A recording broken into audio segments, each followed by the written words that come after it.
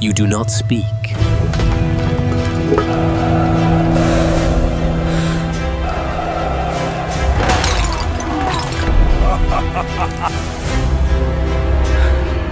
Hello, believers. Today we travel back thousands of years to the cradle of civilization, to the ancient city of Babylon. If you look at a map today, this is in modern-day Iraq. It was a time when the world was filled with mystery and magic, but also deep darkness. Our story centers on two very famous figures. The first is Namrood, or King Nimrod, a tyrant who is known as the very first ruler in history to ever put a crown on his head and claim to be a god. The second is a young boy who would grow up to be the friend of Allah, the great Prophet Ibrahim, or Abraham, peace be upon him. This is the ultimate battle between a man who thought he owned the world and a prophet who knew who actually created it. It is a story of fire, miracles, and the tiniest soldier of Allah defeating a giant. Imagine living in a city where the buildings touch the clouds, but the people have forgotten their creator to worship stone statues and a human king. It sounds terrifying, and honestly, if you were a common person back then who refused to bow down, you probably won't survive this. So, before you get comfortable, take a moment to like the video and subscribe, Journey with Prophet, but only if you genuinely enjoy what I do here. Let me know in which city from you are watching this and what time is there now. Do type in comment section below. Now, wear your headset to properly enjoy the story. We find ourselves in the golden age of Babylon. It is a magnificent place full of wealth and rivers, but the hearts of the people are empty. Ruling over them is Namrood. He is not just a king, he is a dictator with absolute power. Historical accounts tell us that Namrood was one of only 4 kings who ruled the entire known world from east to west. He had everything a man could want: armies, gold, and palaces. But his heart was sick with pride. He didn't just want to be a king, he wanted to be worshipped. He would hoard all the food in the kingdom, and when people came to him starving, begging for grain, he would ask them, "Who is your lord?" If they said, "You are, O king," he gave them food. If they refused, he let them starve. This was the level of his arrogance. But Allah, the Almighty, has a way of shaking the arrogant. One night, Namrood had a terrifying dream. He saw a star rising in the sky. This star was so bright that its light completely wiped out the light of the sun and the moon. He woke up sweating and shaking. He called his astrologers, the people who studied the stars and magic, and asked him what this nightmare meant. They looked at him with fear and said, "O king, a boy will be born in your kingdom. He will be the one to destroy your throne and end your religion." Namrood was furious. He thought he could fight destiny. He ordered his soldiers to kill every male baby born in Babylon that year. He thought he could stop Allah's plan with a sword. But look at how Allah plans. In the middle of this panic, the mother of Ibrahim, peace be upon him, was pregnant. Allah concealed her pregnancy so that no one noticed her belly growing. When the time came for her to give birth, she ran out of the city, away from the soldiers, and found a hidden cave. There, in the silence of the cave, the great Prophet Ibrahim was born. His mother wrapped him up, nursed him, and had to make the hardest choice a mother can make. She had to leave him there to save him, trusting that Allah would protect him. She blocked the cave entrance and returned to the city. Inside that dark cave, a miracle was happening. Ibrahim was not like other children. It is said in our history books that he grew in one day how much other children grow in a month. He was growing up strong, healthy, and protected by angels without his mother constantly being there. He was safe from the soldiers, safe from the wild animals, and safe from Namrood's spies. As he grew older, he eventually stepped out of the cave. For the first time, he saw the world. He saw the stars twinkling, the bright moon, and the blazing sun. His mind was pure. He looked at these beautiful things that his people worshipped. When he saw a bright star, he thought, "Could this be my Lord?" But when the star set and disappeared, he knew a God cannot disappear. He saw the moon and the sun, and they too set. He realized that there is a power greater than the stars, greater than the sun, and definitely greater than the arrogant King Namrood. He knew there was only one true creator, Allah, and he was ready to tell the world. Now that Ibrahim is out of that hidden cave, remember that he has already found the truth just by looking at the sky. But now he has to face the reality of his people. He walks into the city of Babylon, and what does he see? People are bowing down to stones. His own father, Azar, is the one carving these statues. It breaks Ibrahim's heart. He tries to talk to his father gently, asking why he worships things that can't hear, can't see, and can't help anyone. But the people are stubborn. They just follow what their ancestors did without thinking. The big moment comes during a massive festival. Once a year, the entire city goes out to the countryside to celebrate. They invite Ibrahim, but he looks up at the stars and says, "I am sick." He doesn't mean he has a fever. He means his heart is sick of their idol worship. So the city empties out. The streets are quiet. This is his chance. He walks into the grand temple. It is filled with statues of different sizes, and there is food placed in front of them as offerings. He looks at the stone faces and sarcastically asks, "Will you not eat? Why don't you speak?" Of course, there is silence. Grabbing an axe, he goes to work. He smashes them one by one. The stone shatters, the wood splinters. He destroys every single idol except for the biggest one. Then he does something very clever. He takes the axe and hangs it around the neck of the biggest statue. When the people come back from their party, they are shocked. They scream, "Who has done this to our gods?" They remember the young man who was always talking bad about the idols. They drag Ibrahim in front of the crowds. The judges ask him, "Did you do this?" Ibrahim points to the big statue with the axe and says, "Ask the big one. He did it. If they can speak, ask them." The people are confused. They look at the ground and admit, "You know they cannot speak." Ibrahim catches them right there. He asks, "Then why do you worship them?" This news reaches King Namrood. He is furious. He demands to see this young rebel. This brings us to a famous showdown. Namrood asks Ibrahim, "Who is this Lord you worship?" Ibrahim replies, "My Lord is the one who gives life and causes death." Namrood, being the arrogant tyrant he is, laughs. He calls for 2 prisoners. He orders his guards to kill one and let the other one go free.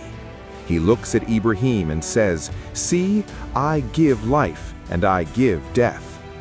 Ibrahim doesn't get into a silly argument about murder versus natural death.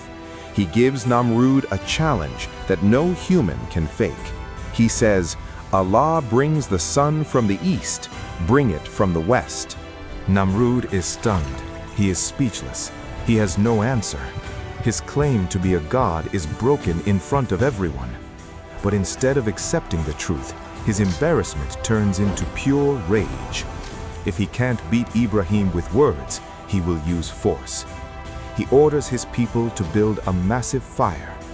They spend days gathering wood. It is said that the fire was so huge and the flames reached so high into the sky that if a bird tried to fly over it, the heat would burn its wings and it would drop dead into the flames. The heat is so intense that the soldiers cannot even get close enough to push Ibrahim in. This brings us to a historical fact that you might not know. Since they couldn't get close to the fire, the devil himself appeared in the form of a man and taught them how to build a catapult, a machine used to throw heavy objects over long distances. This was likely the first time such a machine was used. They tied Ibrahim's hands and feet, placed him in the catapult, and launched him into the roaring inferno. In mid-air, the angel Jibril or Gabriel comes to him and asks, "Do you need anything?" Ibrahim, showing ultimate trust, says, "From you, no. Allah is enough for me." He lands in the fire, but Allah gives a command to the fire, saying, "O fire, be cool and peaceful for Ibrahim." The laws of nature change instantly for him. The fire burns the ropes binding his hands, but it feels like a cool breeze on his skin. He sits comfortably in the middle of the flames, safe and sound. When the fire finally burns down, the people watch in shock as Ibrahim walks out, not a hair on his head singed, looking calm and peaceful. Namrood's greatest weapon had failed completely. You might think that seeing a man walk out of a roaring fire alive would be enough to make anyone believe. You would think Namrood would fall to his knees and ask for forgiveness. But remember, arrogance is a disease that blinds the heart. Instead of accepting the truth, Namrood became even more insane.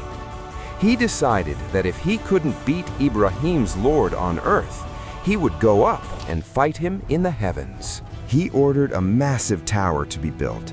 Some historical accounts suggest this was the famous Tower of Babel, or a similar structure intended to reach the clouds.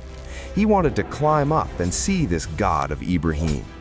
When he reached the top, in a moment of pure madness, he took his bow and arrow and shot it straight into the sky. He wanted to kill the Lord of the heavens. To test him, Allah allowed the arrow to fall back down stained with blood. Namrood shouted in victory, "I have killed the God of Ibrahim." He actually believed he had won. He returned to his palace, more proud than ever, thinking he was the supreme power of the universe. But Allah is the most patient. He sent an angel to Namrood one last time. The angel asked him to believe in the true Creator. Namrood refused. The angel asked a second time. He refused.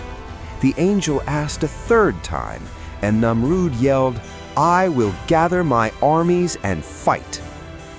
The angel replied, "Then gather your armies." Namrood assembled the largest army the world had ever seen. Thousands of soldiers, horses, chariots, and armor filled the plains. They stood in tight rows, weapons drawn, ready to fight the sky. Namrood stood in front of them, chest puffed out, waiting for Allah's army to appear.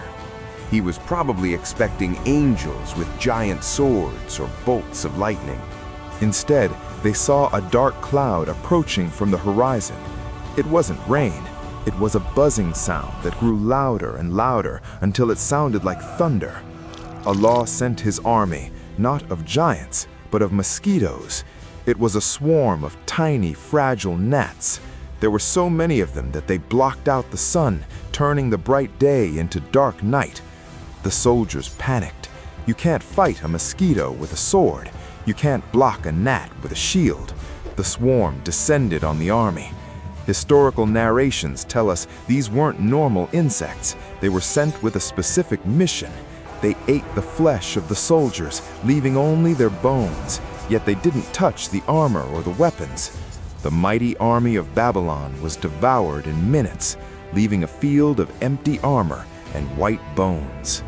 Namrood stood there, watching his empire vanish, but the mosquitoes didn't touch him. Allah saved him for a special, personal humiliation. One single mosquito, a lame, limping mosquito, the weakest of the bunch, flew towards the king. It didn't bite his arm. It flew right up his nose and entered his brain. This began the final nightmare for the tyrant. The mosquito started buzzing inside his head. It began to gnaw at his brain. The pain was unbearable. Namrood, the man who claimed to be a god, was now running around his palace, screaming like a child. He realized that the only thing that stopped the pain for a moment was if someone hit him on the head. Imagine this scene. The king of the world sitting on his throne, begging his servants to take their shoes and slippers to smack him on the head. The harder they hit him, the more relief he felt. He hired men specifically to beat him with hammers and shoes. For years this continued. Scholars say he ruled for 400 years in tyranny, so Allah punished him for 400 years with this mosquito. The man who wanted everyone to bow to him ended his life being beaten by the shoes of his own slaves. Eventually, the constant beating crushed his head, and he died, defeated by the smallest soldier of Allah. So, dear believers, we come to the quiet end of our journey today. The fires of Babylon have long since cooled, and the mighty towers of Namrood are nothing but dust under our feet. It is a gentle reminder that no matter how loud the chaos of the world gets, or how powerful the arrogant may seem, the truth is always calm and permanent. Prophet Ibrahim, peace be upon him, walked through fire because he carried peace in his heart, a peace that relied solely on Allah. And that same peace is available to you tonight. You don't need to fight the whole world. You just need to trust the one who created it. Let the story of the tiny mosquito remind you that Allah can solve your biggest problems with the smallest of means. You are never alone, and you are never forgotten. Let your heart settle now. Let your breathing slow down. The stars that Ibrahim looked at are the same stars watching over you tonight. Close your eyes, let go of your worries, and drift into a safe, peaceful sleep.